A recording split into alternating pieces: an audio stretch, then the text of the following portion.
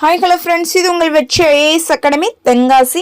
நம்ம இப்போ என்ன பார்க்க போகிறோம்னு பார்த்தீங்க அப்படின்னா, டிஎன்பிஎஸ்சி, டியூனிஎஸ்ஆர்பி, டெட் போன்ற அனைத்து விதமான எக்ஸாமுக்குமே நமக்கு இப்போ வந்து தமிழ் எலிஜிபிலிட்டி ஃப்ரெண்ட்ஸ்.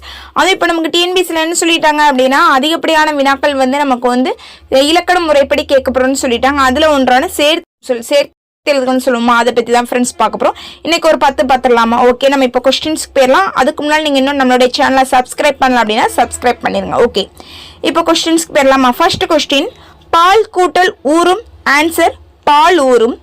ரெண்டாவது, வான் கூட்டல் ஒளி, ஆன்சர் வானொலி. மூன்றாவது, கல் கூட்டல் தீது, ஆன்சர் கக்ரீது.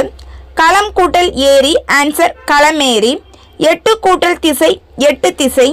பொங்கல் கூட்டல் அன்று, பொங்கல் அன்று. பாகு கூட்டல் அல் கூட்டல் காய், ஆன்சர் பாகற்காய். வெண்மை கூட்டல் நீரு, ஆன்சர் வெந்நீரு. செம்மை கூட்டல் வேல், ஆன்சர் செவ்வேல். தெரிந்து கூட்டல் ஓம்பி, ஆன்சர் தெருந்தோம்பி. ஓகே, இந்த வீடியோ உங்களுக்கு பிடிச்சிருந்து அப்படின்னா லைக் பண்ணுங்க, ஷேர் பண்ணுங்க. Thank you friends.